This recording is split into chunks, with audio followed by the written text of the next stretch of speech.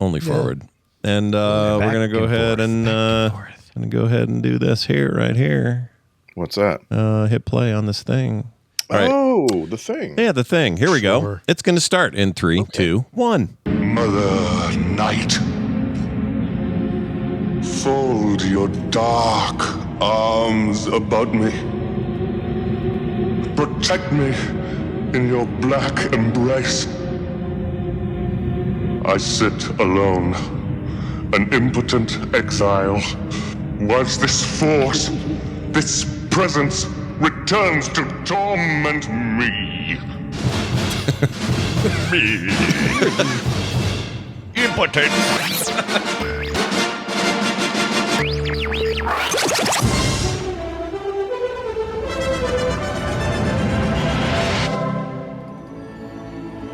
Big D! Jeez. This is Film Sack.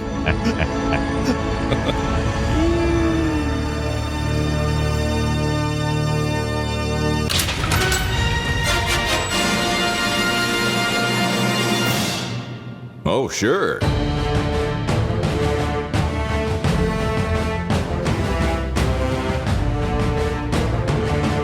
Hello, everybody, and welcome to Film Sack. Yes, that's right. You heard me. It's Film Sack, mining the very depths of film entertainment for all mankind. Ooh. Episode 726. I'm Scott Johnson, joined today by Brian. Find a man that looks at you the way Tom Cruise looks at unicorns. Dunaway. No, creepy. Oh, hi. Hi. This week on Film Sack, we poison blow dart this legend from the shadows of the fairy forest like a bunch of jealous uggos and chop off his sparkly horny horn to bring about the end of sunshine and innocence in this 1985 cult classic starring everybody's favorite Jumpin' Jack Tom. He's like part Peter Pan, part Kermit the Frog, and all young man covered in glitter dust after returning home from his first visit to a strip club. Now poking you with this evil, pointy appendage and berating you on Amazon Prime in all of its U.S. Tangerine Dream theatrical glory. However, some of us may have chosen a different path. Right, Satan? Anywho, like the many cautionary tales told to our children in the form of fairy tales throughout the ages and across cultures to prepare them for the dangers of this world, this movie seems to be attempting to warn its audience about something. I think I've narrowed it down to Satan lives in a tree like a Keebler elf, or don't touch a unicorn unless you want to lose your virginity. Randy, forgive me. I meant no wrong. Also, this kid kind of sounds like an old lady smoker. Weird. Yeah, he does. I don't like the kid. I don't like any of the voices. They drove me nuts. Also with us, Randy. He's a goblin and can only speak in rhymes and riddles. Jordan. Aloha, Scott. Brian. It's so true. Randy. Thanks for coming to this meeting in the woods about... I'm sorry, I got some goose down in my mouth. I think why is there goose down in the air here? Sorry. Man, I hope none of you are allergic to inhaling goose down. It gets everywhere. Hey, you know what? On the upside, if you only poop about once a day, there's enough goose down piled up everywhere. You could just use that to wipe. Oh, that reminds me. Try to stay away from the piles of feathers that are brown. All right. So, what are we doing? I'm asking you. What are we doing? I have no idea. I've tried to read the summary that floated across the sky at the beginning of our adventure, but it read like it was written by an ESL student with a penchant for 4-dot ellipses. Like, honestly, I've spent the last 75 minutes unable to pay attention to anything because I keep thinking about 4-dot ellipses. Well, I mean, that and the Lord of Darkness. Now, there's a name, huh? Mm-hmm. You know what's never existed in high fantasy? A guy named Jack. You know what's always existed in high fantasy? The mother effing Lord of Darkness. That's what. We're going to show him the light, as long as you follow my 3 rules. Number 1, do not get distracted by the soap trees that blow bubbles at you. Bubbles are fun, yes, but they're highly time-consuming. Number 2, do not get distracted by the glitter that's all over everything. Have you ever tried to remove glitter? You can't. We're about 1,400 years before the invention of the Hoover vacuum, and even then, that's going to only remove like 40% of glitter at best. Number 3, do not get distracted by Jack's name, or the fact that we're in a forest with Gump, or Jack's middle tooth. Just be glad you're not the one who has to kiss him. His mouth is all teeth. Ew. Yeah, it is. Aww. It is. Gross. All right. Aw. Nicely done. And with us finally. Hey, it's Brian. Hey, I know you're only 17, but do you think your mom will care if we almost show your boobs in the final act, Ibbot? It's so true. To that point, I kind of got inspired seeing Tim Curry all covered with makeup and managing by the end of the film to take the squeaky clean innocent heroine and put her in a skin exposing bustier. Say, does anybody know how to do the Madison? Yeah, Right. That was awesome. Hey, that's for all you kids that grew up with a thing you'd go to theaters and throw bread at the thing. Yeah. That's right. Remember that? Yeah. I love Tim Curry so much. It feels like everyone does. Like he can do no wrong. Mm-hmm. And I'm so freaking glad he was this character in this movie. Oh yeah, he won some award for know it. Yeah, he won some award for best acting in the worst movie or something like that. Something like that. Yeah. Yeah. Although I'd argue Billy Barty did pretty good too in this. I like him and everything. I'm so glad Billy Barty was in this movie. Although it made every time he spoke, it made me think of Willow. Oh yeah. Well, there's a lot in this movie that makes you think of Willow and Labyrinth and Lady Hawk and it's pretty much Ridley Scott saying, "What if I made my fantasy movie?" It's really what it came down to. So we should talk about it. It's the movie Legend, and we have a fake Fletcher to start us off. And you guys did a bang up job this week, listeners. I'll just say that before I play this 36 seconds of wonderful. Here you go. On this week's Film Sack, but get a load of how loud my dog is being right now. Go! On this week's Film Sack, a young man must stop the Lord of Darkness from destroying daylight and marrying the woman he loves. Sounds goofy? You bet it is. But get a load of how quiet Tom Cruise is. How pretty Mia Sara is. And how much Tim Curry's neck must hurt. Hail Satan. Hail Satan. Hail Satan. Hail Satan. Hail Satan. Hail Satan. Hail Satan. Hail Satan. I love the guy at the end. Hail Satan. Yeah. You guys did a great job. It is the film Legend, 1985. And just to give you some context, this was only 6 years after Alien.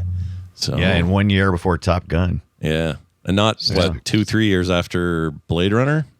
Yeah. Yeah. Oh, yeah. Top Gun, he goes and plays with his brother for a while, doesn't he, then? Because it's Tony Scott. Yeah, I didn't think of that. Okay, hold it right there. Yeah. Hold up. Wait a minute. Wouldn't it be wonderful? Wouldn't it just be so nice for this movie if we were talking about it as Ridley Scott's first movie? Wouldn't it just be like I want to live in the world where I get to say, wow, this guy made a stinker and he was bad at it, but it was his first. And then he went on to make Blade Runner. You know what I mean? Like Have you not met Ridley Scott? This is typical Ridley Scott. He does he's got some cornerstone things he's doing, working on big stuff, and he's got a whole bunch of little things he wants to do in between that have varying levels of success. This is one of those in betweens. It's like maybe the earliest example of it. Yeah. I'm gonna come at this from a weird angle. When I saw this as a teenager, I thought it was one of the coolest things I'd ever seen. And I'm not going to sit here and tell you that it holds up. I think there's a lot of problems with it. I think it's just a thing of its time in a lot of ways. But there's also this adherence to practical effects and oh my God, the makeup. Yeah, the makeup, the sets, the thing they put on Tim Curry that required like a harness and 5 guys to help him move around and all the stories around that. 5 guys. Five guys, burgers and fries.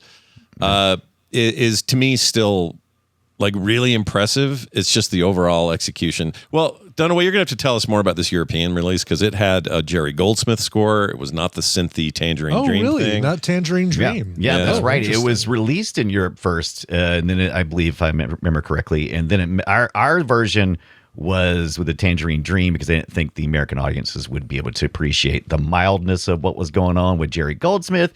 But if you do pick up the director's cut, I'd never seen Legend before. It was one of those that I always meant to see but never saw back in the day.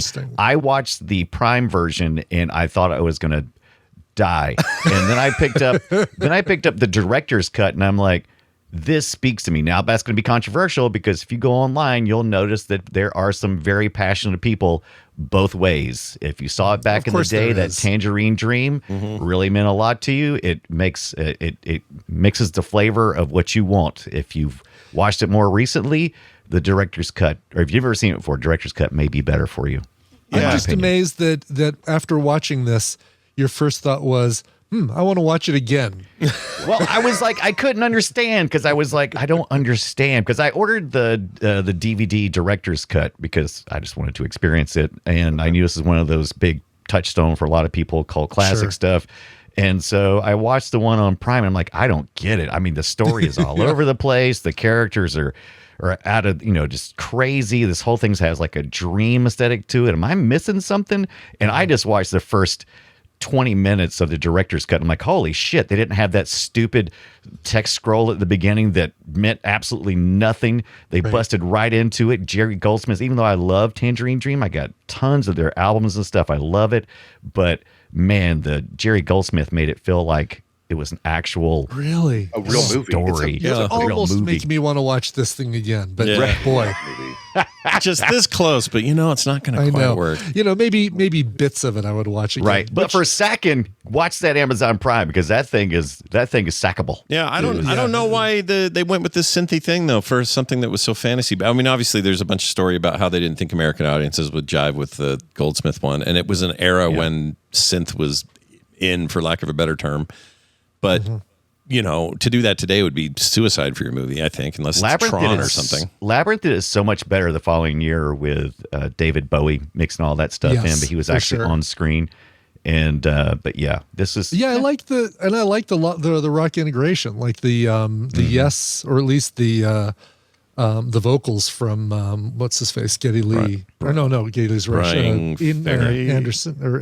Not Brian Ferry. Mr. Anderson. Who am I thinking? Well, Brian Ferry was Roxy Music, which was the end credits. Oh, that's what I'm thinking of. Sorry, which I freaking love that song. That is a strong. I will say that's probably a stronger ending than the director's cut. But you guys didn't even get to hear Mia Sara. Yeah. Wait, hold it. Go ahead. Yeah. What's up? What's up? Brian Ferry song was not on the closing credits of the director's cut? No.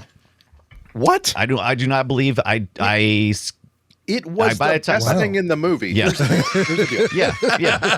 I really can't argue with that. Yeah. I did not dislike the music in this movie. I like the way it works with the movie. I felt very strongly about I was thinking about how like a movie like Dune, the real Dune, uses pop music, but like people who are pop music makers that are trying to compose movie music. There's a thing where they find out, we're actually making a song for a movie. Oh, okay. We're not going to make a song for the radio. It's going to do a thing. I enjoyed that. But the movie itself really drags you downward mentally as you go.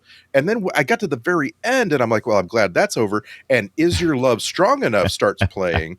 And I sat and just listened. I just let that wash over me. Yeah. I totally did. Like normally it's like, all right, well, what's it? Oh, it's about to recommend something else I don't want to watch. Let's get out of this quick.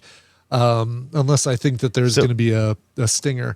But for that, it was like, Tina's like, are we going to watch something else? I'm like, no, I want to hear this song. This style of movie kind of lived and died right here. Now there's a large genre of this, but this very specific mix and flavor kind of lived right there in the early part to the mid 80s.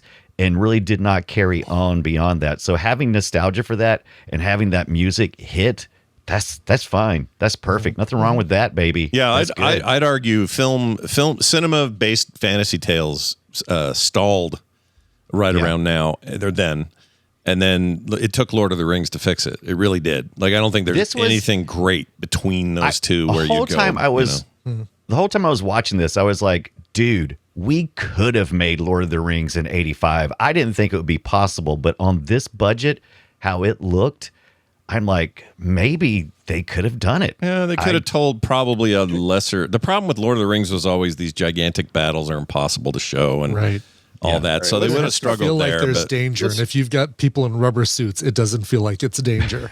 It didn't. The horses and rubber horns didn't feel right, and like I understand unicorns. The movie. The movie knows. I wasn't sure what those were supposed to be. The movie knows its limitations without a doubt. So like Ridley Scott I'm not saying he's a bad filmmaker, and I'm not saying he didn't try really hard. It's just like he didn't have a script to work with here. But like just a smallest example here. Every time we see the unicorns, we're either seeing them from a great distance where we aren't seeing the headgear very clearly, or super close up and not the horn. Like we're seeing like the shank of the horse from super close up.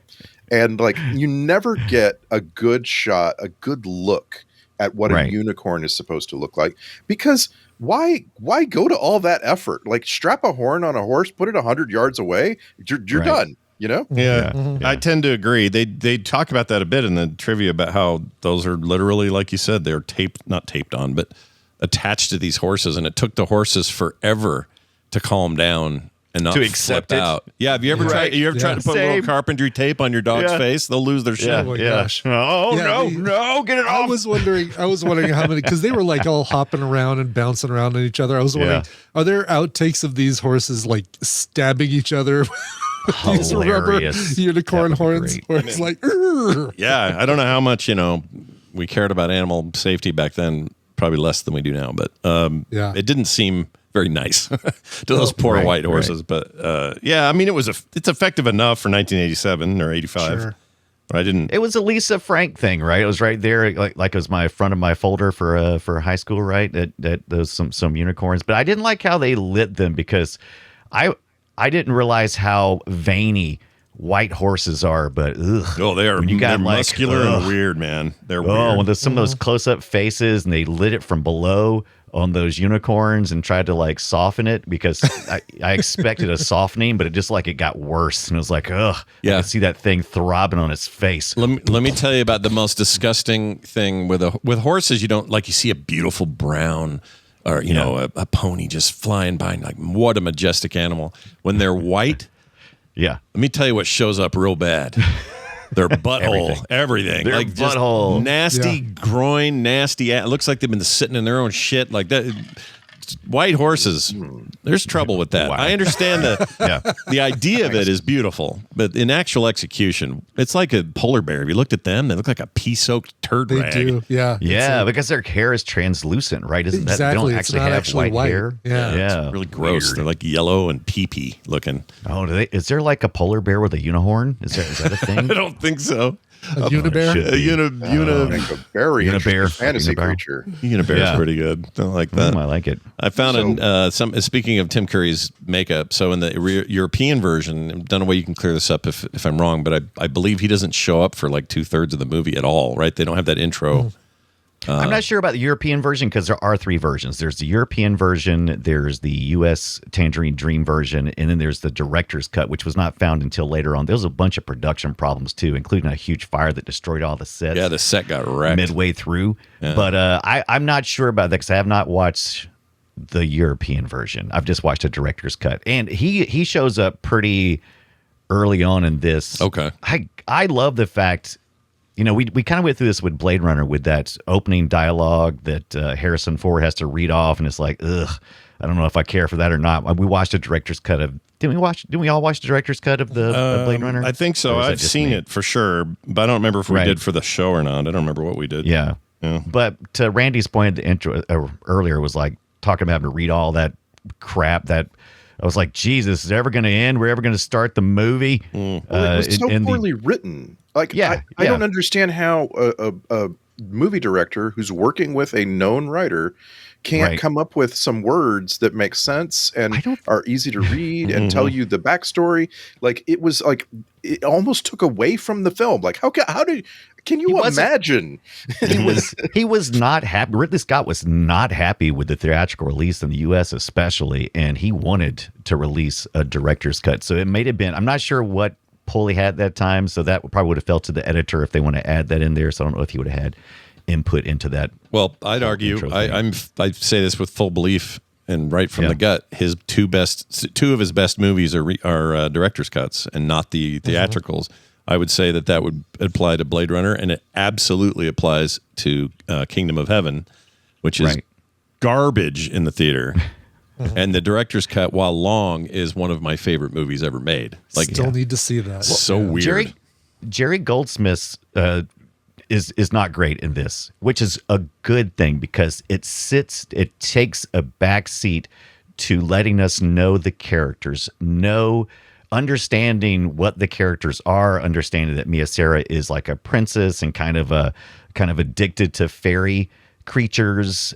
She's like all over Jack. She's kissing him a lot, and she's this one-sided love affair she has with fantasy creatures, and it goes a long way towards explaining some of the things she does. And my God, she sings. There's like 2 or 3 songs where she sings, and instead of being some kind of weird reaching out, touching a unicorn thing, it's all like she's like calling to. She's like doing a siren kind of song to the thing. Really, it hits. They don't do that in this one for me. Yeah, no, they do not. They do not. Wow. Well, that's really weird. But I didn't know that. Yeah. By the way, do you guys know that she was married to Sean Connery's son?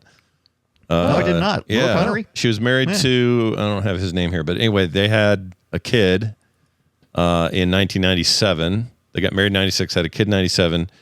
The kid's name was Dashel, I think.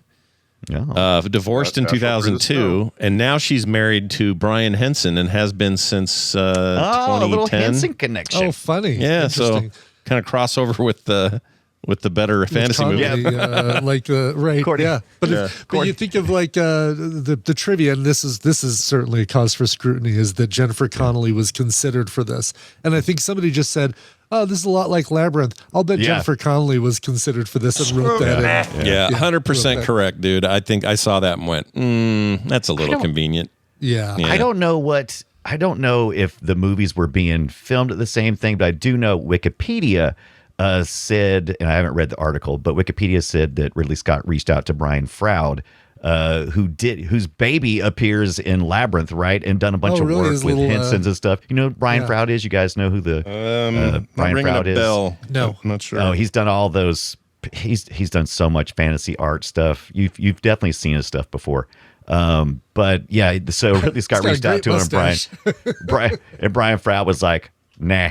And I'm like, oh, that doesn't seem like what Brian Froud does. I'm like, oh, he must already been on the hook for Labyrinth or something.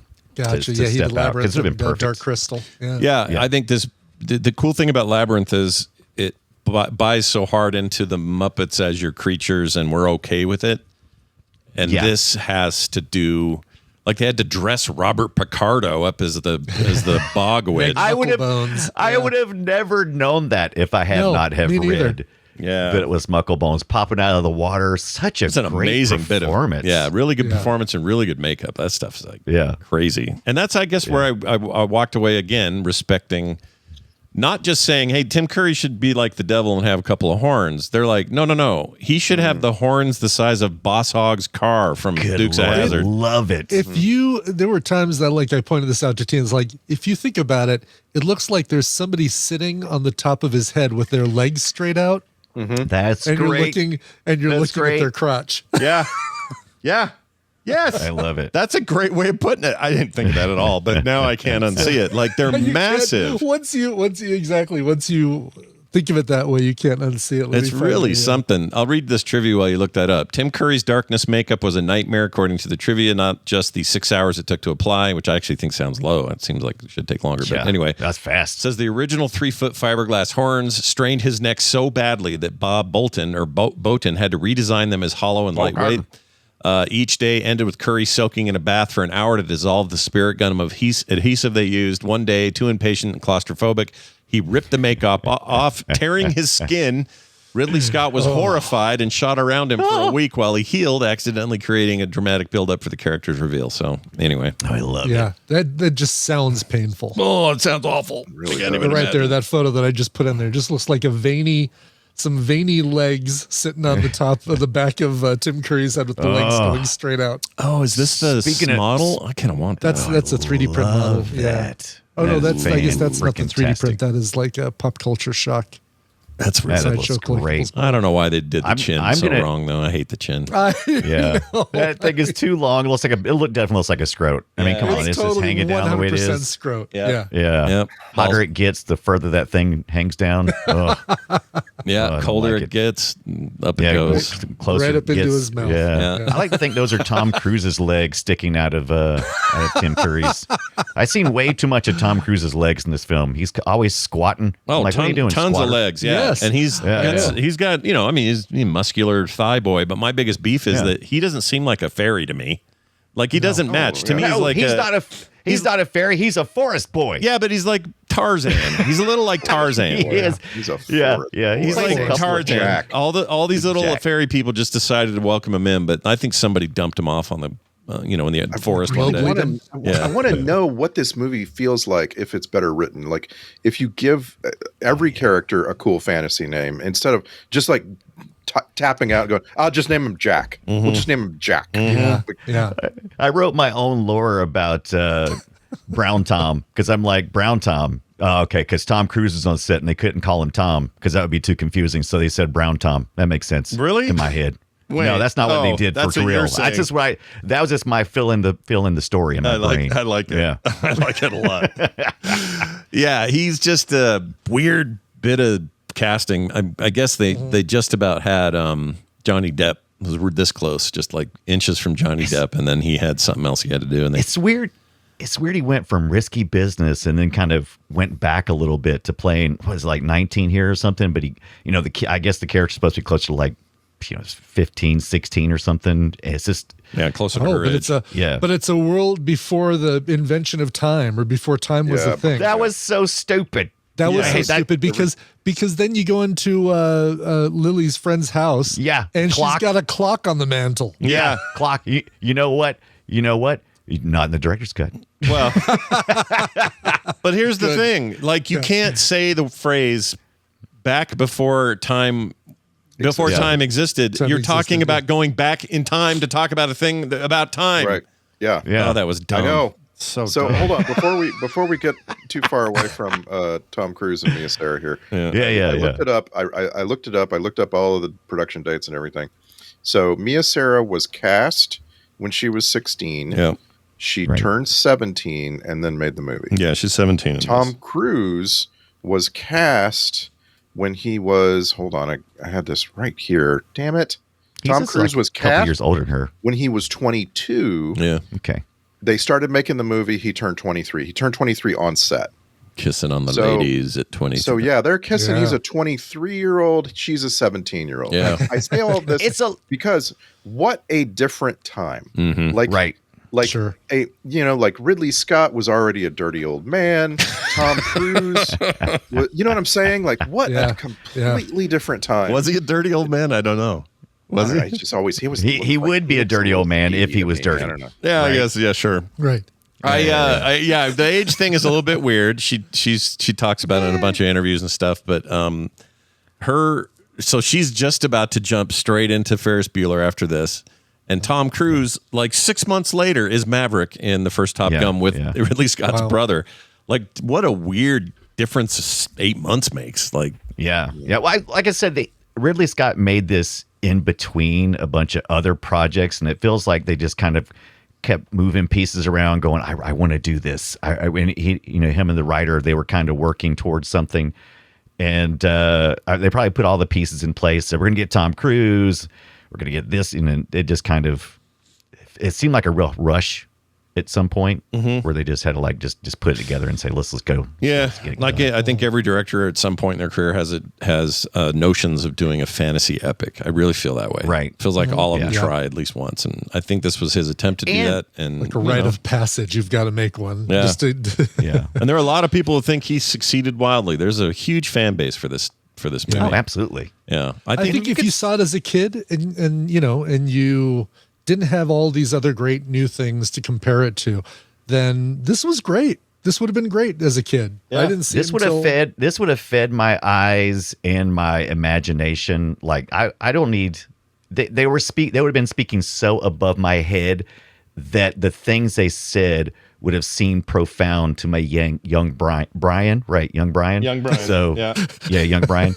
So I can totally understand that. As an Yeah, older person looking back going, what the hell is he talking about? Yeah. He's just talking in circles. Yeah, I'm sure if I'd have been, an older guy then, I would have been like, what the hell are we watching? This is terrible. I mean, my real problem with this movie is that I've read a few books in my life, and I never felt like Ridley Scott has ever read a book.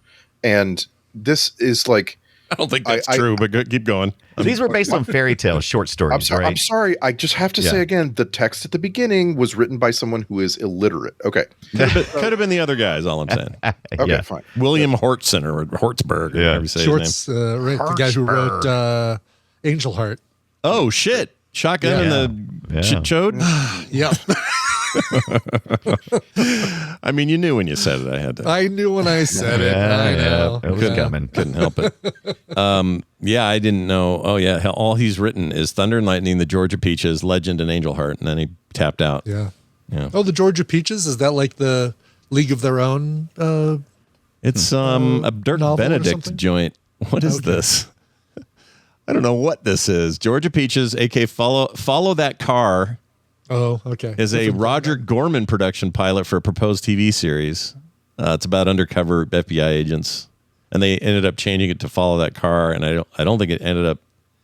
Wait, let's see. Who's our main guy? Is that not Dirk Benedict? It looks like him. No, it is. It's totally him. He plays Dusty Tree. Excellent. Anyway, not a great legacy of writing. It's okay. What do you guys think about David Bennett? That's our Gump character, who's kind of he's kind of like the inside guy, right? He's got a lot of powers. He's a kid, but sounds like a old lady smoker. He's Gump. Sometimes. Okay. Yeah. He seems like a little kid, but he must have been a little older in here. He was born in 1966, and so was so he'd have been 17, Cruise, right? about 17, 18. All right. Yeah. But I enjoyed actually the acting part of it. Obviously they dubbed over his voice, and I don't know who they used. Everyone's voice. Of the outdoors, all of the in the forest work. Tons of stuff. I think I heard Billy Barty. Maybe Billy Barty did one or two things where he sounded fine. Or didn't sound ADR, but most everybody sounded like they were back in studio. Yeah. When you first hear Tom Cruise and you're looking at his face, the words coming out of his mouth don't match up enough to make it doesn't even sound like Tom Cruise for starters. Mm-hmm. I don't know how they did that. Yeah. But they just don't quite match up, and you feel like you're watching an old Saturday Night Live where they're just lip syncing, you know? Yeah. A good way of putting it. I thought he was fine for what this is. It just feels discordant because he would become such a force in Hollywood and outside of it, both positive and negative things, but it would become such a force unto himself that this just feels out of time. Like, when did you do this? Yeah. You're Maverick a year later. That's insane. Yeah. Like Maverick feels 50 years Such older. a different, completely different everything. Yeah. Yep. It's wild to watch that. And I didn't expect to have those feelings because when I first saw it, I didn't know who Tom Cruise was in 85. It wasn't a big deal yet. Right. No. I think unless you've seen Risky Business, but you were probably too young to see Risky Business. Yeah, Forbidden Fruit in the house. Nobody would let us watch that. Saw it at a friend's house. That's how that works, parents. Let me tell you. If you tell your kids they can't watch something, guess what? They're going to a friend's house to watch it. You're asking for it. Let me tell you, Alice Playton is Blix. That's our little she's the one with the nose and everything, and she died early. But man, look at her IMDb. She looks like, did they even put makeup on her other than like a nose? Because she looks like not in a bad way. Yeah, I know what you mean. It just seems you can really see her facial features coming through on the character. So what is this thing? Is this like? Oh yeah, she looks like a slee stack too. By the way, So she did some Marty Croft stuff earlier in her career. Okay, that's what these shots are from. That's wild, man. Yeah, it's wild. Yeah, she was in one of the heavy metal segments we saw. We saw heavy metal. It's Jim Neighbors. That's a golly. Is it really? Pile. Gomer Pyle. Yeah. Oh boy. So both Blix and Pox, just like they just have to die early on in this movie. Yeah. And we don't see them die. We don't have any idea what happened to them. And according to Blix? the trivia, they just got fired from the film, and so like, Oh, really? I didn't know that. that's it. Is that true? They just got they just dumped them? Really?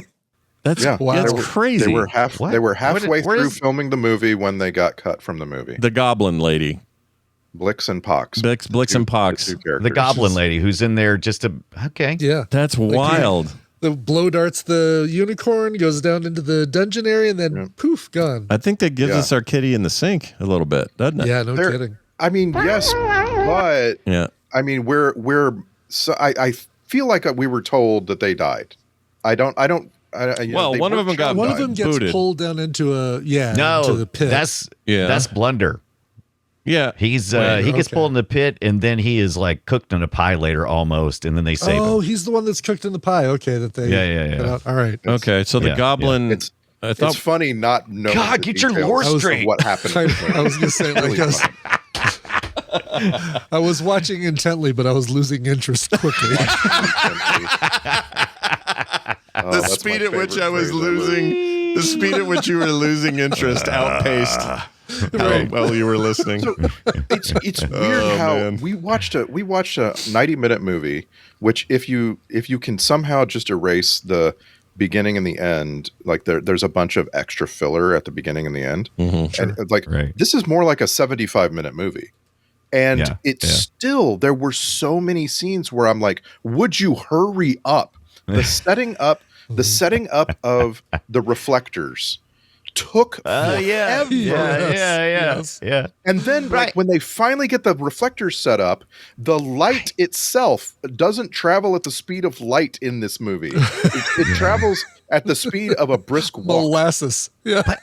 But I can't argue that watching Billy Barty and Court Hubert tossing back and forth the cutlery or the plates and stuff like frisbees, that was pretty awesome. I mean, it was fun, but that was practical too. They were they were really on a set throwing those giant metal frisbees, aluminum pipe pans, gigantic, whatever they were light, whatever they were. I would love to throw those. I mean, that looks like That'd a blast. be so much fun. I like to do frisbee golf with those humongous things and just see. And then they have a fairy named Una, who is usually a little point of light on a string. Right. She is a willow. She is a will-o-wisp, is what she is, and she is actually not that. She's a shapeshifter, really, is what she's. I'm curious if the director's cut you could see the string clearly, like you could in a regular cut.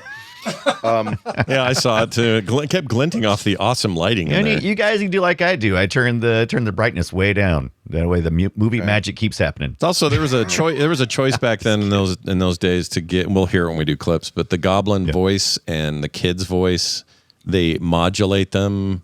Lots of reverb. I really hate. I really don't hate forget that. this is 1985. I mean, videotapes are starting to become a thing, and we're starting to distribute movies towards the home. But still, Ridley Scott and everybody are making movies under what they've always done, which is you make movies for the big screen, and you usually don't see stuff like screen. You don't see strings. The definition is not high enough to see that kind of stuff. Yeah, the string's fine, but the voice choice is a choice. Like that is some shit. That's a choice. Yeah, that's a choice. I don't like that at all. I don't know. I think they use it less. Once again, I think the U.S. release got some editing, and the voice stuff is not as egregious in the director's cut. It's not. It's different. Even there, Curry's, but it's just not as much. Even Curry's is not as deep and whatever. They didn't even modulate that as much in the. See, that's Gump what's crazy Kid. is I actually really liked Curry's the treatment on his voice. I thought was cool. Yeah, I like I that. did too. Yeah. I did too. There was almost. I knew she wasn't gonna actually fall in love with Satan. Let's face it. And by the way, you don't know that. By the way, I spent this entire movie thinking about the new South Park episodes, and like, I couldn't help myself. And it was one of those things where it's like, I wonder again if I'd seen this 40 years ago, there's so many influences. Anyway, I knew, of course, she's gonna turn on Satan. She's playing him, and Satan just wants love. Like it's just like South Park. Yeah. Satan just wants.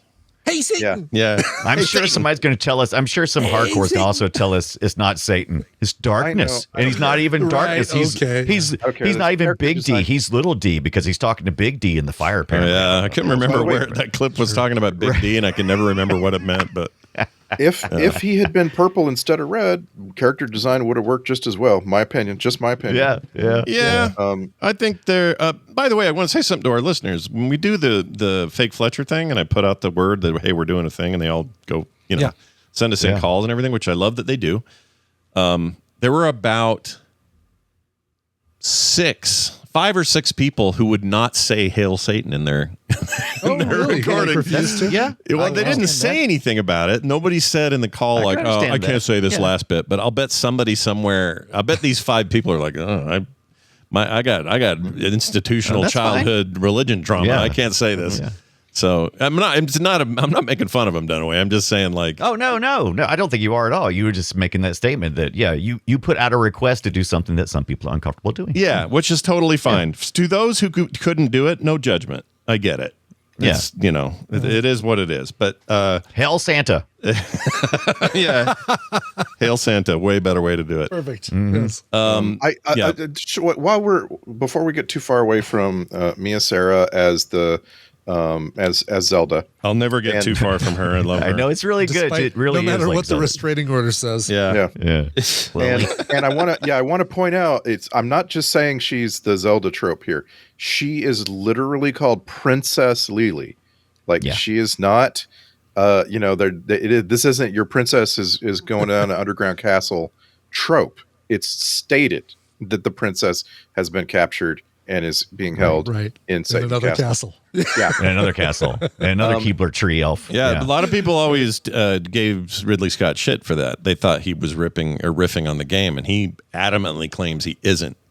But I think Randy's right. There's there's a smell to it. Well, I mean, the inspiration. He said inspirationally when he was not really writing, but discussing what he was wanting to had envisioned. They went through a lot of old Grimm's fairy tales books and that kind of stuff. I mean, Zelda's just derivative of all that. I mean, it's just fairy tales and stuff. I mean, well, it's like that scene in Ocarina of Time where Zelda's showing all that cleavage dancing in front of the mirror. Yeah, right? Yeah, you knew they were going to use that in time when it came around. I did like that mirrored dancing with the outfit. Yeah. Now, I'll bet that looked a lot better in the director's cut because it was so clearly just a dude in a black onesie or a dancer in a black onesie going. It was definitely Tom Cruise. But yeah, whatever. Yeah, so I just want to go through the 4 stages of tropes on this character because I think it's very important.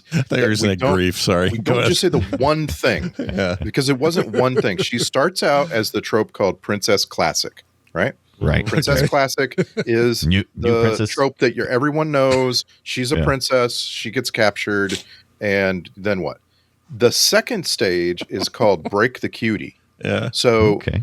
The break the cutie trope is basically where he's mentally torturing her, right? Okay. And you could stop there.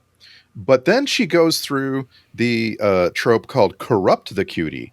Very interesting. Way more interesting than Princess Classic and Break the Cutie.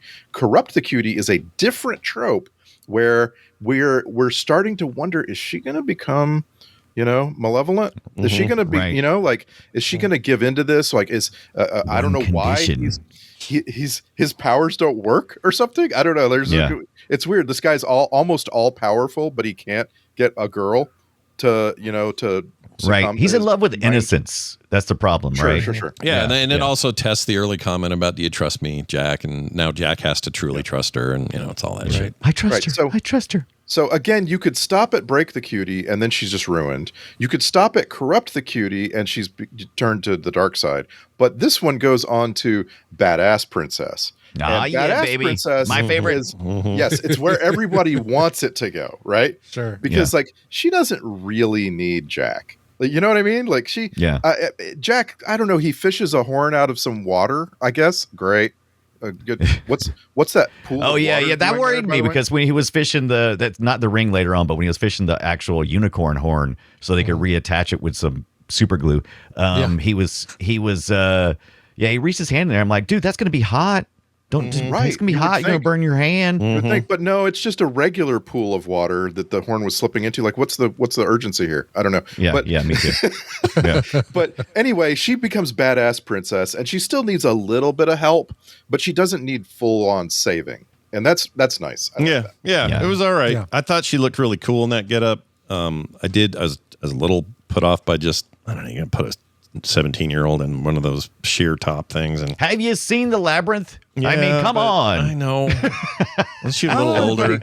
Everybody could see the Jennifer clear Connelly wears the panel. same outfit for the whole outfit. What are you talking for the whole movie? Doesn't she? The wedding, In this Oh, movie. okay. All right. Yeah, but it's movie, not every- all skimpy like that, is the it? prom, or whatever it is. Yeah. You could see the It clear was panel skimpy for across her me, chest, baby. right? Oh, yeah. Everybody, What'd you What? say? Say it again. this is very important to me that you could see the clear panel across her chest. Oh yeah, I could see that. And it made it look. I'm sure that was the idea. It was like we don't want You guys are watching in Could you high see def. that? I'm over here Could you see checking that out director's cut, 480p. Brian? Yeah. I'm over here. Reminder, I watched it on 480p. All right, just saying. Well, also in Europe, it's boobs out all the time, so it's fine. Right, boobs out. 480p. I want to just make a statement before anyone starts talking about that any of us are creepy about our long running. I'll just speak for myself. My long running crush of Mia Sara. I was 15 when she was 17, so So it was okay. calm the F down. 15, she's Yeah. going on 17. Everyone's age appropriate. Yep, Yeah. exactly. So the runtime. This is the other thing I want to ask you, Dunaway. The U.S. runtime was only 89 minutes. Yeah, you bunch of chumps. Yours is I closer to rocked like in. 94 or something like that. Yeah, well, maybe more than that. It Yeah, was, directors might be more. The international, I think, was 94. I don't understand what more. I've read the list of things added, and I don't understand how that's it doesn't. an addition.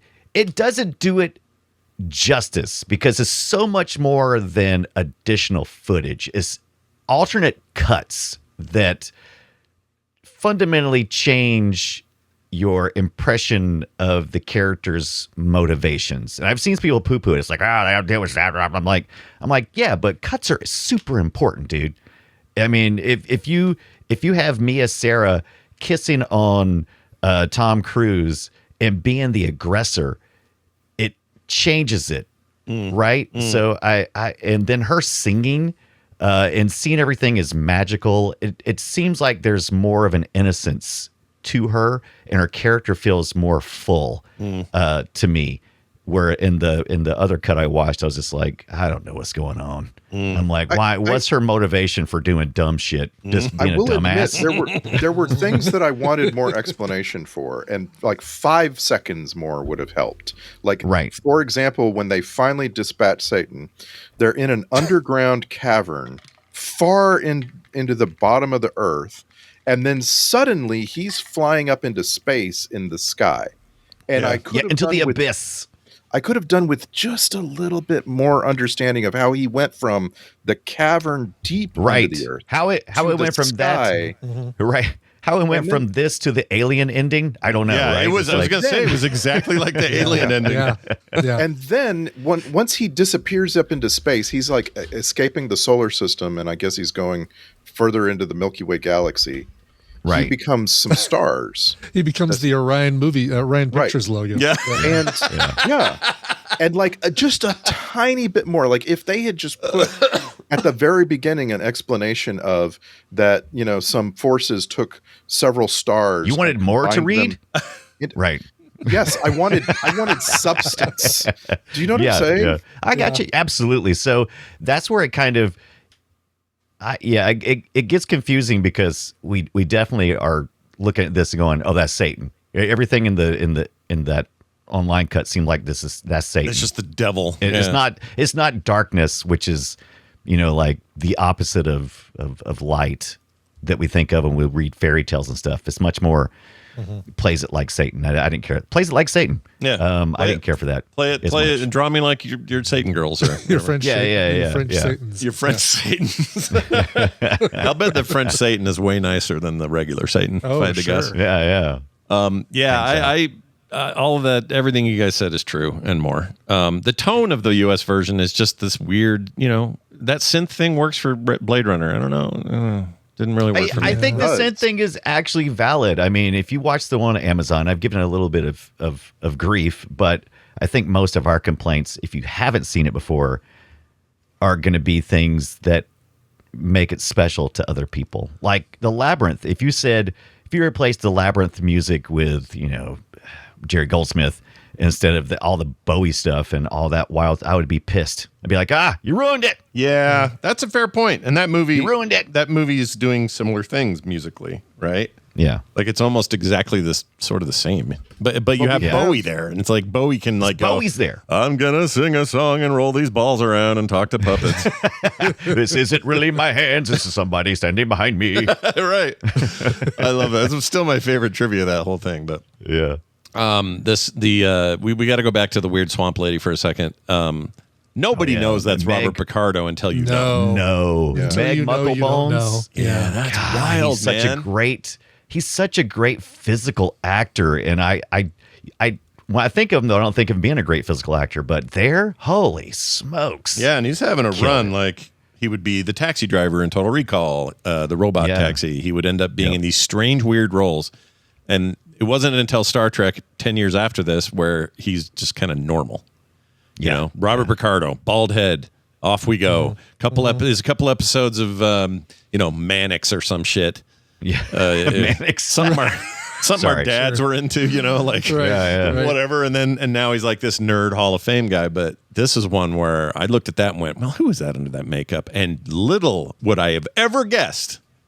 Yeah. Of 1,000 names you could give me, not one of them would have been Robert Picardo. Not a one. Every time I get a chance to bring it up, I realize I'm the only one who watched this, but I want you to know a long time ago, Robert Picardo was a normal person, a regular guy in dozens of episodes of China Beach. China Beach was such an underrated show. It's funny. I was just talking about China Beach the other day because I was watching a movie that we were at trivia and they were showing Tombstone on the other television at trivia, and I'm like, oh my God, it's Dana Delaney, and that made me talk about China Beach.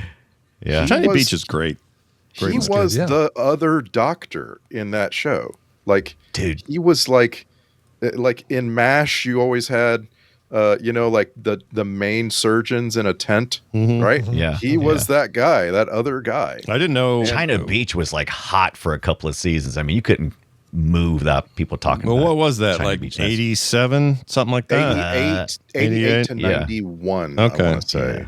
So he went from that pretty much into being a doctor again, just a holographic one a few years later. Yeah. I really like him. He's a very nice guy. I love hearing interviews with him. I want so badly to watch a restored high definition China Beach, but I know I'm not going to get the exact same music tracks as they had back in the day. Yeah, all those shows, it's like they all suffer from northern exposureism, which is the music licensing is a nightmare and nobody can do shit with it. And I hate that so much. I feel like if you are the music licensee and you put something to a TV show back from the 90s or 80s, you should stop expecting everybody to repay you for old shit like that. I don't know. I know the music industry suffers from complicated. The current digital landscape and everything, and Spotify doesn't pay artists enough. And I know all that stuff's true, but you really need the $2 you have to have for, northern exposure or whatever. Yeah. And it's not the artist, most likely. No, it's all studio. It's all labels, right? It's studio or somebody who's gotten the rights and said, hey, how can I squeeze this? Yeah. Squeeze a little more juice out of the end of this thing. I'll tell you who was really kind of Una, that character. Annabelle the one who looked like a tiny Nicole Kidman. Yeah, that's exactly what I thought too. And she didn't get a lot of on stage other than when she was a little white dot on a fish line. In the end, she's struggling. Apparently, when she becomes a whole person, she struggles, like she has no strength or something. Right. Did anybody else pick up on this? Really? No, I didn't, because I thought it was just a matter she didn't want to go pick up the keys unless he kissed her. Well, she couldn't. Gump didn't understand that she wasn't just a will-o-wisp. He didn't understand who she was. That she was actually it was the secret. Right, the shapeshifter. secret was just Jack knew that she was a shapeshifter. And Jack's like, well, she could if she wanted to. Yeah, go do it now. Also, didn't like him kissing her because I don't think that girl is very old either. think she was probably. She's deceptive. She's one of those people who looks like she could have been 30 there. She might have been 30. She might have been 30. She might have been 13. It's hard to tell. Yeah, it could have been either. Yeah. And also, I don't know. I looked this up. Also, she was 25. Really? Okay. Oh, All right. really? Wow. I never would have thought that. No, I would told not you have thought she's that one of either. those people you just can't tell. It's like I don't know how old she Yeah, is. she was 5'2". That adds to her Yeah. Wow. youthfulness. This whole set must have been short people because I was surprised. First of all, I googled Ridley Scott yesterday, and like one of the top 3 questions was, "How tall is Ridley Scott?" Oh, I'm he's like, short. "Oh, is he?" He's short. I'm like, "Is he super tall or super?" No, he's like 5'9". He's just like average. Oh, as he's shit. average. Yeah, but Tom Cruise is short though. That guy's Yeah, Tom Cruise is short. little tiny Mia man. Sara is short. Tim Curry, pretty short. Is he? I thought Tim Curry was tall. Billy Barty, really short. Well, yeah, Billy Barty pretty short. Yeah. Yeah, can't argue with that. Yeah. Speaking of Billy Barty, he's the voice of Willow for me. There's something about his role in that movie where he gets to speak a lot and he tells the characters what's going on or what's not. Sure. Yeah. And so as a result, this movie, anytime he spoke in this movie, I thought of Willow.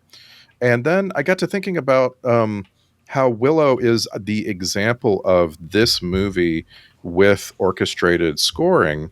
And Willow's James Horner, so a little different, but not that different, right? No, not that different. And I don't think I care. I'm still not entirely firm on that opinion, but I don't think the scoring makes it or breaks it for me. I really like watch the director's cut and find out. Well, I'm saying I could stand to watch Willow with Toto music under it or 38 special music under it or whatever, Now you're selling me. That sounds great. Yeah. Here's the thing though, like there are people who will defend the music choice, the Vangelis US thing to the death. They think it is what makes it. And if I'm honest about it, if I go back hard enough in my mind, when I was 15, that is a vibe for me too. And I definitely left an impression. I just think that if you're talking about things that hold up over time, that's where it struggles. I just don't think it's very good over time. The whole thing kind of, but the music in particular, I just think is, it's just misplaced. Can't really put my finger on it. I think it's misplaced. I think that's perfect. I think because that was not Ridley Scott's original vision. That was done later on without, that's not what he wanted to do. Yeah. And so I think it doesn't quite fit. And that's fine. Sometimes discordant stuff can have its own appeal. It hit at the right time, it hit you. Yeah. Enjoy it. Love it. I don't dislike it. It's just that I feel like it's more coherent to me as a first time viewer with a more subdued soundtrack. Yeah, I also just think of fantasy as that's the sound of fantasy now. Right, exactly. Yeah. It's orchestrated. The music that's constantly playing at the background of the Ren Fair. Yeah. Yeah, not that nobody's on their Moog over there going, like that's not how that stuff works. It needs to be classical in some way. So I don't know. It's really weird. I could have swore I heard David Rappaport a couple of times in this film, and I kept thinking, is he in here somewhere? And I'm like, no, he's not. The Wizard, did you guys grow up on The Wizard? 1986. I don't think I did. Yes. Everyone always talks about The Wizard, and I always feel like David Rappaport. I missed out on all that. I don't know what that is. I don't know anything about it. Actually. We should watch an episode of that one day, Scott. Okay. Yeah. So we have so David Rappaport is a little person who plays a genius inventor. This is like it seems like on paper Scott's favorite thing that ever existed. Because it's not MacGyver. MacGyver like hacks things together. Right. Whereas the Wizard invented something new. Like, and it was definitely like a device or something. He was like, I think the opening scene shows him like scuffing shoes or something, like people buy new tennis shoes, but they all want them to be scuffed. And so he like made like a scuffer or something. It's only one season of that stuff, by the way. Yeah. Everyone thinks it's longer. I know enough about it to know that part. And I know that it's beloved. Like people really like The Wizard, but I just have I don't know why he just wasn't on in our house or didn't see it. Dunaway or Ibbott, did you ever see it? No, never saw it. No, this actually, when you were talking about that, I was thinking, wait, wasn't there like a little a movie like Why am I thinking Fred Savage? You are. Fred Isn't there a Savage movie plays called- video games. Yeah. That's the one. That is Yeah. the wizard. Okay, that's what I was thinking. Guess what? It's his little brother who's good at video games, not him. You remembered that wrong your whole life. So wait a minute. The Wizard I haven't TV seen that show. movie either. Yeah. Wait, did we not watch The Wizard here on the show? No. Did we watch it No, here? No. absolutely Okay, not. good. Oh, No. I could have It sworn is we the did. hardest thing to get in all of streaming. Like it's never been streaming. It's never like I have had to shop for bootleg DVD of this thing on eBay. That's how. Wow, really? I think that's how I saw it, is like on a Plex server or something, because I can't Interesting. find it any. So- You're right, it's nowhere. So that is Unless the only we'll buy thing, it. the only connotation I have with the wizard. I don't know anything about this TV show you're describing. You've seen Never the Wizards. We need to I've make seen you watch Never all the the Wizards. Wizards. I've seen Never the Wizards. Yeah, and the Wizard, for the record, the Wizard was a Nintendo commercial. Like it wasn't Yes. a movie Right, as the much movie. as it was like, hey, Super Mario Brothers 3 is coming. Go buy a power glove. Yeah, get a power glove. Exactly. Yeah. Look, he's wearing it in that poster I just put in there on his dumb arm. Yep, that's what they were doing. They were selling that power glove. It's like, we need a movie about the power glove. Not in our Why chat, is you he didn't. wearing it? Yeah. There are people. Why is Fred Savage wearing it? It's the little brother who's the wizard. Yeah, no, and it's also. Well, wait, doesn't Christian Slater? He wears it, or no? He's just the older jerk brother. He's like the Yeah. That's a whole different thing. Yeah, he's the You know older. what? You know what must have been the case about the Wizard TV show? It must have been that it was cheaply advertised, and so I was a little kid. I'd get out of school at 3. I'd get home at 3:30, just in time for whatever kids programming was on at 3:30 p.m. And that's when they were advertising the Wizard, because it seemed to me that it was the biggest show on television because of those ads. Mm-hmm. Yeah. Yeah. Plus, it had Douglas Barr in it. You remember him from Fall Guy, right? No. Yeah. Remember Fall Guy had his I little remember- buddy? I remember his Fall little Guy. buddy. Remember Lee buddy. Majors had his little buddy? Oh yeah, well, it rolled around with the yes. He was like his not his assistant, Understudy. There Something you go. like that. Yeah. Yeah, like he was a aspiring. I almost said hitman, stuntman. Stuntman, yeah. And he would hang around him and learn from him, and he was some comedy relief as well. Yeah, I remember that. Yep. I used to love the Fall Guy. I was a big fan. Oh, so good. Yeah, that show. Yeah. It's pretty stupid. I mean, he's now. no Tim Curry, but you know. No, who is though? Who is? Who really is? Any other things you would like to add before we go? Oh, I did want to make a note that that somebody had to. Okay, so when she shows her true colors and turns on the big D and then opens the sunlight and all that. Now she's out, passed out in the forest in her old clothes, and my brain went, did Tom Cruise get her naked and then dress her Jack had again? to carry her back to the forest, peel that black negligee off of her, and then put her old clothes back on. Yeah, they just waved that away a little bit, and I was just like, yeah, okay. The whole thing. The whole thing. There's a decomposing horse up there that they just put.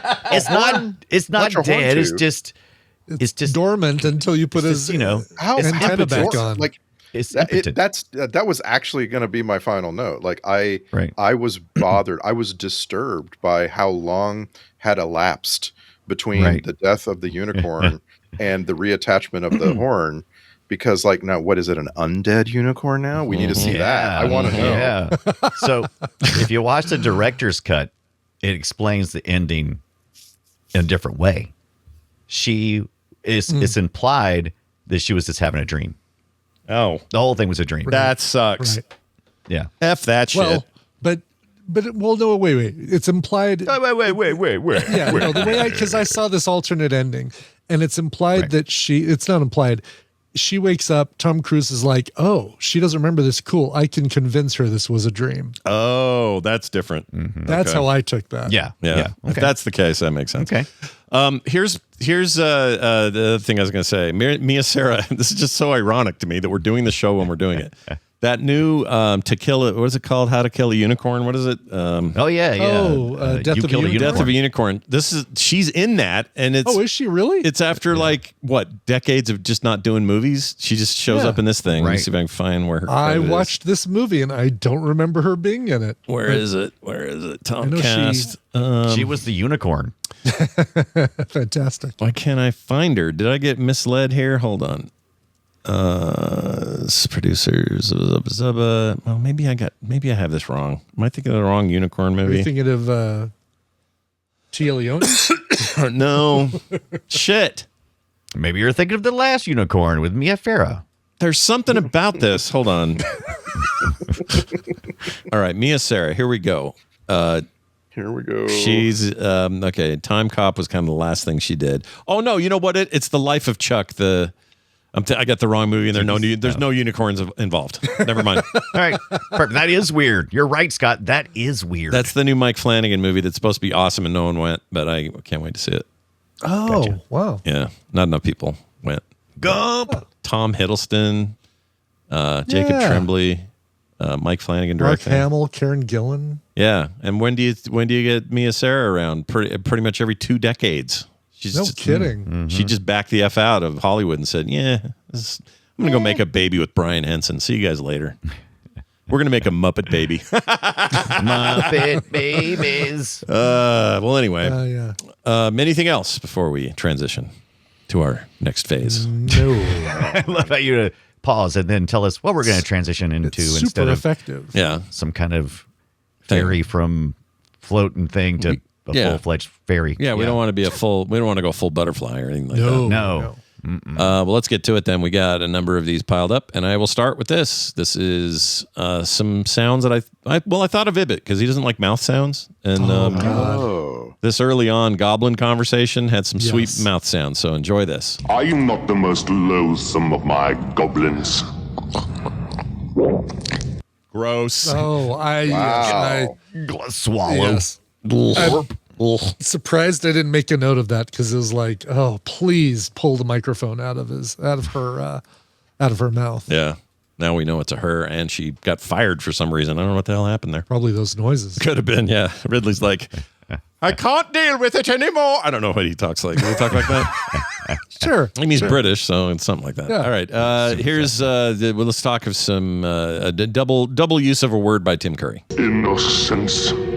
Innocence. I don't think saying it over and over is going to help him. Yeah. No sense. No. It's starting to sound wrong the more you do it. Yeah, that's what I loved about it. This is the name of my new gay nightclub I'm opening, by the way. I'm like so excited today to announce this is my new nightclub name. Bloomin' Fairies. The Bloomin' Fairies. Come on in. Bloomin' Fairies. Come on, set a spell. We got great wings. It's going to be great here. Tom Cruise's first words. Good. Very good. Just right. Ugh. Yeah. You got to regret that shit, right? Yeah. 'Cause that's what pushed him into Scientology right there. That's what did it. All right. Here's one way of talking about unicorns. Look, ugly one-horned mule. Mm-hmm. I did laugh at that. That did make me laugh. It was all right. There's a few little banters there that were okay, and they're usually Billy Barty for me. He's good. Yeah. I think that was Kieran Shah as Blunder, right? Oh, yeah. Was that Blunder? Oh, that mummy, by the way, that hucks Blunder down the down the hole. That is his name in front of me. Oh, completely lost it. He was one of the guys in the rubber suits in Alien, in the xenomorph suits. Oh, no way. Yeah, Eddie Powell. Oh, there you go. That's, I guess, Ridley Scott dragging people around with him.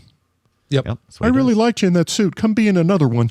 Come be in another gross suit. It probably smells like ass. This place is going to burn down, so hurry up and do your scenes. All right, here we go. This is why I got arrested at the museum, because I said this. I only wanted to touch one. Yeah, and they kicked me out. I just wanted to touch. Tom Cruise saying stuff. I'm afraid you'll break my heart. Oh my gosh, dude, shut up. How are you, Ethan? I can't with his voice. No. Why doesn't it sound like Tom Cruise? I mean, it's him. I'm afraid you'll break my heart. There's something about that. Why if they sped it up? They were messing everybody's speed anyway. Why not? Yeah, why not? Feel the need for speed. Speed. You had me at hello. I like that you forgot to turn it off. I totally forgot to turn it off. I thought it was a press and hold thing. I guess it's just a tap once and it's That's on. funny as hell. Wait, is that how that works? Hold on. Yeah, you're right. You have to let go. You have to. Weird. All right, so here's Goblin talking, rhyming, and also some bad voice modulation. So here you go. Mortal world turned to ice. Here be goblin paradise. Blah. I don't like like rhyming goblins. Just makes paint fall off the wall. I just hate that kind of sound. Tom Cruise surprise noise. There you go. Okay. It's pretty good. I don't remember the deal, but he got surprised. Don't tell. Don't tell Forrest. Don't tell Gump. Yeah, don't tell Gump. Forrest Gump. Tail Gump. What is this one? A great what? What? Oh, a great what? Is what it is. That is a great That is a one. great one. Yeah. From earlier, we had the Big D. Big D! All right. The Big D! Taking a dump. Let's see. Not the best acting this week. Darkness has sent the goblins back for the mayor. It's not safe to stay here. You'll have to hurry. Leave now. I mean, she's 17. It's fine. Urgent. But she sounds like someone who's been planning to say that. Yeah. Right. I've been holding back the whole conversation. Had it in there in the chamber. Yeah, I feel you. Here's Billy Barty. Ugly. I hate it. Yeah, me too, buddy. This just made me hungry. You'll be fricasseed, fairies, if you don't keep quiet. Fricasseed fairies. Let's see. Whale noises during the dance. Yeah, and I found it in the trivia. They use whale dances for the unicorn stuff. Sounds. It's an odd choice. Yeah. Especially because I could tell they were unicorns. Also, whales. Also, I feel like I heard unicorns scream. That was weird. When it cut off its nose, its horn, that was a strange thing. Oh, sure. Oh, yeah. Scream if Yeah, you had your horn cut off. I don't like it. His stuff. Oh, Tim Curry acting. He's always good. The evil seed of what you have done germinates within you. Wait, did he get her pregnant with bad? With evil? Evil pregnant? Yeah, with evil. Yeah. Some of that dark juice. I could have gone back and rewatched it if it was just a supercut of him. Oh, yeah. Yeah, right. Probably right. exists. Probably out there. YouTube's made for that. Ironic since Mia Sara is in that new Kill a Unicorn movie I wrote, but this is not true anymore. I realized my error earlier in the show, but I'm still playing the audio for it. All right. So here you go. The last unicorn dies tonight. Yeah. See, that would be ironic if she was actually in that If movie. she was actually in it. Yeah. She's in Life of Chuck, and I'm dumb. No unicorns, you see. That's in right. Life of Chuck. The last unicorn dies tonight. It sounds like a lyric from an old Rush song. The last unicorn died. I have to plug my nose when I do it. Yeah. Festering something. I swear it on the festering forelock of Nicodemus. The festering forelock of Nicodemus. Nicodemus. That sounds like a lyric from a Dream Theater song. I'm all for that. What's a forelock? Sure. It's weird. Yeah, I don't know. Another word Or for more than a 3-lock. Yeah. Well, definitely less than a 5-lock. All right. Don't what? Oh, Curry doing more Curry. Don't you know me, boy? Yeah, dude. It's cool, man. Boy. Yeah. Boy. I do like a good boy, unless it's in a racial context. Boy. Yeah. What the vet told me last time I was there. Every wolf suffers fleas. 'Tis easy enough to scratch.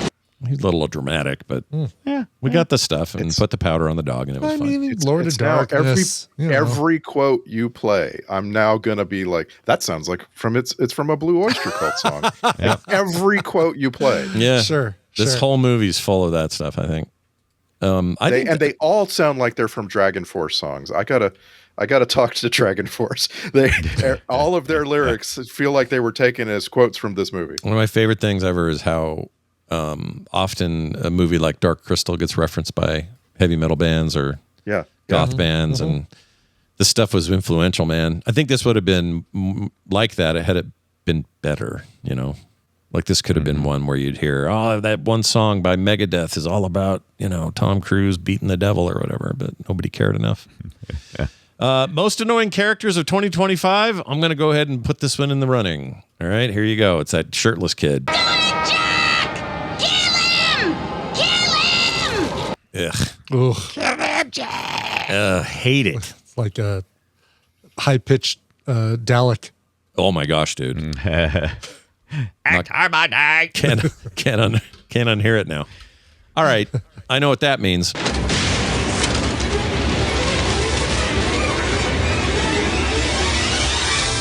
This, my friends, is the Film Sack checklist. Ferris Bueller's girlfriend needs to be more cautious. Check. Tom Cruise has this exact hair again. Check. It really does. He has the same hair now. Yeah. People sure are horny for that unicorn horn. Check. Oh, they're horny. Yeah, get it? Get it. Yeah, You get the point. You get the point of the joke. Star Trek connections. I gotta think there are a couple of them in here. Must be for sure. Well, There's just Picardo. one. You got Picardo, right? No. There's just one, and there's no MCU connections at all, which is like, it's just hard to believe that none of these people ever like had a role in a Marvel anything, but they didn't. Like the Marvel connections are the scant Marvel connections are like stunt coordinator and special effects supervisor. But we got Robert Picardo, so let's just talk about Robert Picardo. Catches on as a main character in Voyager, not originally supposed to be a main character. No, it was supposed to be a one-off pilot thing, wasn't it? Well, they had also toyed with the idea of him being one of a variety of actors to play that role. Like they would have, any given episode, whoever they could get to play the character, and you don't do that. That's terrible. So really bad idea. Yeah. So he becomes a mainstay. Although if you go back and watch the original first season, it doesn't feel even like he's going to be a mainstay. It feels like he's kind of a temp. Yeah. But they not only do they make him a very important thing, there's whole episodes that revolve around him. He ends up directing some episodes. He ends up writing an episode of Star Trek Voyager. Did you know that? Which one? Oh gosh, Tuvix. Oh. I wish that'd be great. I've got to learn to not bring up trivia without having the detail. Which one was it, Randy? If you don't know the answers. Yeah, exactly. Anyway, that's just it's just really, really cool. But he's also one of those Star Trek folks that he really stuck with the one thing. So like his character's sort of inception comes on Deep Space Nine. He's a regular person. He's not a hologram. He's a person named Dr. Zimmerman, and he's developed the hologram version of himself based on him. Yeah, right. And so that goes on to be the character that Picardo plays, and he ends up in First Contact, which is really cool. Yeah. And then he ends up also in both Starfleet Academy and Star Trek Prodigy, and I like it. I like it too. The guy's awesome. Yeah. I like it that he was in Stargate SG-1 and I think Atlantis, a little crossover. It's different characters, some U.S. government official guy, but he was great in those shows. He's just great. We love him. He's great. Robert Picardo. Yep. Great name too. Plus you're in Yes. Star Trek and there's a guy named Picard in Star Trek and it's funny. I think it's funny. Yeah, and I'm easy, so call it. Yeah. Yeah, absolutely. All right. Fantastic. Best name in this movie, however, has to go to the actor named Cork Hubert. I am obsessed with the fact that someone named Hubert had a baby. It was a little baby. Like they knew from day one, oh, this is going to be a little person. Let's name him Cork. Yep. Cork. Yep. Cork. Love it. I love that. It's almost like Quark, but not. You know? To be fair, it's short for Corky. Oh, is it? No. That's worse. I know. That's worth his birth name. I just looked it up. His birth name his birth name was Carl. So they made his name fine from the outset. Someone else made it worse. Yeah, blame them. All right, nicely done. You guys ever see Under the Rainbow? No. Well, I never saw it, but it was supposed to be pretty insensitive. I'm like, you look at it now, and it's probably pretty insensitive. Carrie Fisher, like it was all about the Munchkins for Wizard of Oz. Yep. I had no idea. No. Got some Chevy Never heard of Chase. how they got treated. Chevy Chase, that was who the other guy was. Okay. Yep. It was a spin out of Wizard? That's crazy. Like a comedy. Well, like, it was kind of like a telling of. Yeah, less like a sequel, but more like a jokey behind the scenes. Yeah, there you go. Okay. Right. I don't think it was based on any reality, but yeah. Right. And Scott, it's not in universe. It's about It's a movie about the people making the Wizard of Oz in that time frame. I got it. Is it set in the 30s? Like the Yes. Okay. Yeah. Right. Wow, I don't have any recollection of that. I remember it being just kind of real irreverent. And that was even back when I saw it, which was way back. I think it was on HBO or something. Yeah. During the Sounds 80s. like something you'd see on there. Yeah. Right. I'd give it a soundtrack grade of MP for misplaced. I just think it's the wrong match. I mean, I think Randy made some good points and pushed me a little toward the center on it was a thing of its time and all that, but I don't know. Yeah. And I like Vangelis and I like Ridley Scott. I just think there's a weird combo. This movie, man, if it's a better movie, then I care about the music more. Yeah. Yeah? Yeah, good way of putting that. I think I'd care about it a lot more if the movie was good. I'd be making my family watch it. All right, nicely done. Let's get to the social media post. This is wherein, in 280 characters or less, you each sum up the movie in your own special way. And speaking of special, as we near the end of 2025, I am changing shit up. I'm going to completely flip this burger a direction nobody saw coming. Wow. We're going to start this week. Wait for it. Randy. Legend. The unicorns were prancing left and right, while feathers breezed by with no plot in sight. The goblins growled, and forest scenes dragged on, like going to the DMV pre-dawn. Cruise was lost in bubbles, glitter, and fog. I've been more thrilled watching my sleeping dog. It's very good. Yeah. Brian Dunaway. Like how long you had to think about that? I'm going with Legend. Like a dream. If that dream were tangerine and stuffed with horn curry and sprinkle with fairy dust. Curry. The evil seed germinates in you. Yeah, it does. You're not wrong about that. I feel like you've told the most truth here today. Let's round it out with Brian Ibbett. Legend. The graphics in this video game are great, but it's all cutscenes. When do I get to actually do something? No doubt. It does feel like a giant cutscene. The whole thing. And it burns down halfway through. Yeah. Yep. Nicely done. Let's get to these alternate titles. They're burning a hole in my hand here. And I'm right here. This was just handed to me. They almost called this movie Mission Impossible Underage Fairy Girl is Horny for Ethan. Oh, man, that didn't come out right. Or Curry Favor with the Devil. All right, moving on to emails. We got an email here this week from Jeff Hughes, who says the following. Hello, Scott, Brian, and Randy. I just listened to your coming of age roundtable while raking leaves on this unreasonably warm day this mid-November in Michigan. You guys talked about recent or I got fairies on the mind. Talk about recent or fairly recent is the word I was looking for. Okay. Coming of age movies. Having grown up through the 70s and 80s, I am a huge sucker for this genre. I find myself watching The Way Back, or The Way Back. Oh, yeah. Did he write Too Many Ways? Is there a sequel? No, it's supposed to be two. It's two. It's The Way Back. Okay, it is The Way Back. The water park with Sam Rockwell, right? Sam Rockwell, yeah. Yeah, I thought this was. I didn't know it had two ways in it. It seemed like a typo. Anyway, anytime I see it on, coincidentally, this movie has. Oh, there he is, Sam Rockwell in it, and in it that I heard you guys talk about in the previous roundtable about Interstellar, and I listened to it before I saw this one.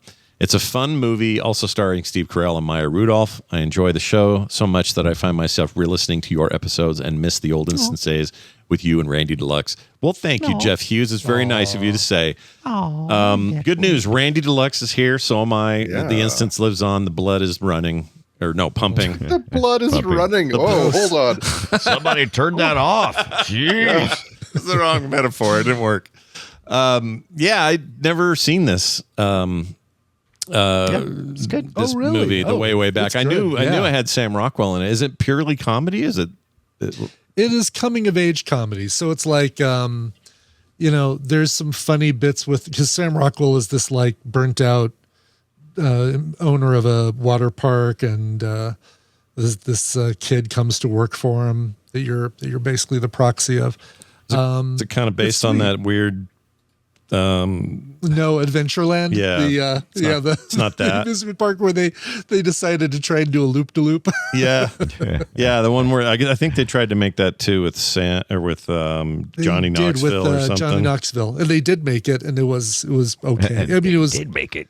Yeah, it was all right. It's too bad.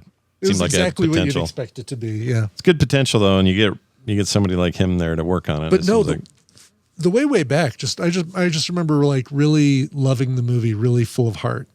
so I'll check it out yeah. then. Yeah. I've never heard of it. Other than I knew that Sam Rockwell connection for some reason. Mm-hmm. You know why? Because that guy's great and everything, and that's just the truth. Yep. Here is a really text we got also at voicecast.app/filmsack. It says simply this from Jim. Have you ever thought of sacking Dead Men Don't Wear Plaid, something from a simpler time? Steve Martin. Yeah, Steve Martin getting to do a musical. I don't think I've seen that one either. Why are there so many of these things? Oh no, I haven't that's seen? the Noir one. Pennies from Heaven was the musical. Oh, that's right. I thought it was L.A. This was just the Noir. His like, see Humphrey Bogart, see kind of the Noir thing. Yeah. Did he? What was the Is it Live and Die in L.A.? Or That was a movie. No, L.A. was that LA Steve Story Martin? is what you're thinking L.A. of. Story. That's it. To Live and Die in L.A. is the crime thriller with the Wang Chung soundtrack. Oh, right. Oh, everybody Wang Chung. Right. There it That's is. right. L.A. Story. I never saw that either. Oh, that's really good. Yeah, more serious though, right? More like More, yes, like he's, but L.A. becomes a character in it where it's like you're watching a dude wonder why he lives in L.A. and what this city has for him and what he's doing with his life. all right. I'm gonna put that on a list. I think that it's the most 80s ass poster. Look at this thing. Oh, it totally is. Like- Make sure you put it in the right chat this time. Yeah. Oh, oops, I did. You know what? Hilarious. All the other ones you've been putting in some other chat. You said, I just put a picture of the wizard in there. It's Yeah, like, nope, no, you didn't. hilarious. I just put a picture of my. What have I done? Oh, there's the wizard. Yeah, I sent this to. Who did I send this to? There's some rando in here. Poor guy. He's probably like, You could do a whole podcast called Who Did I Send This To? Where all you did was look through your recent texting history. Right. That would be so freaking funny. I do this a lot though, and they'll go, "Why'd you send me a picture of Tim Curry's ball section?" Shut up and enjoy it. Right. Yeah, and just enjoy the miss send. All right. So bottom line is we should watch Dead Men Don't Wear Plaid for Film Sack, and on your own you should watch The Way Back. Okay. Yeah. I've written it down. And L.A. Story, I think it potentially could be sackable. Maybe. Think possibly. so? Okay. Yeah.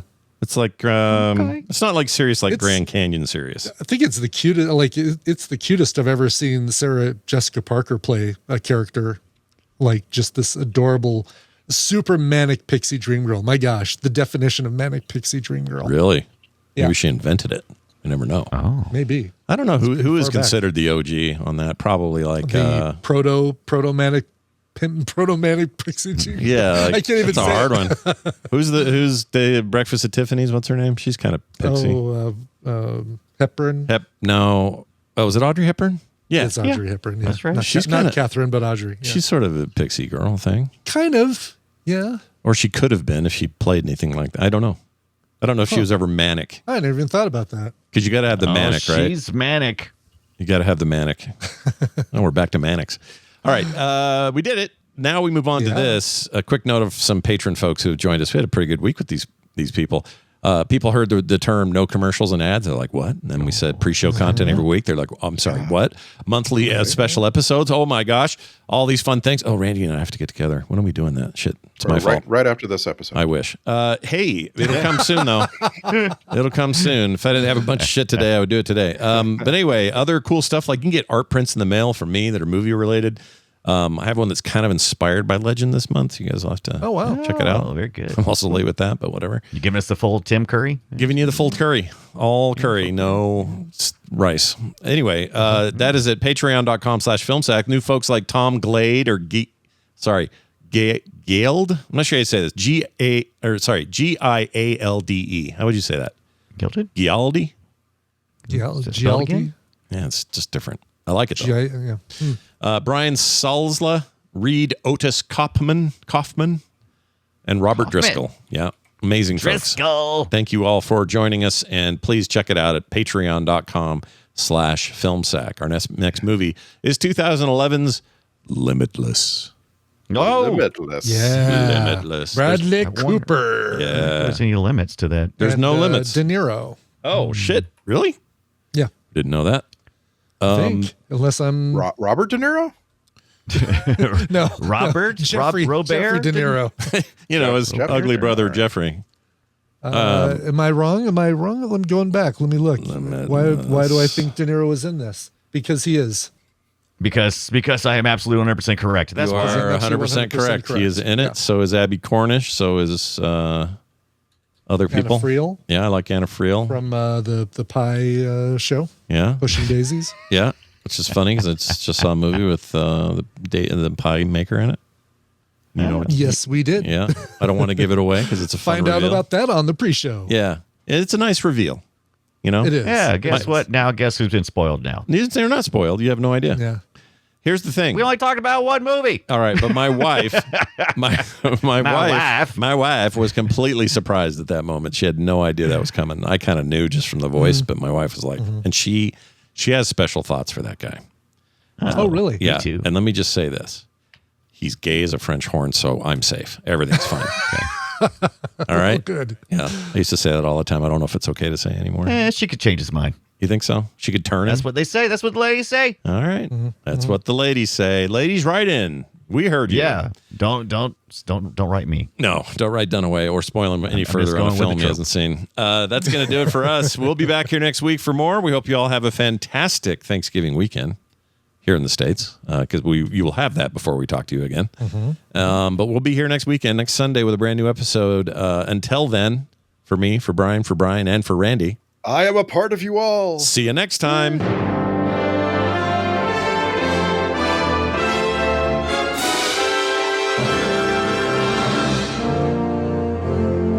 This show is part of the Frog Pants Network. Yes. Get more at frogpants.com. Ugly. I hate it.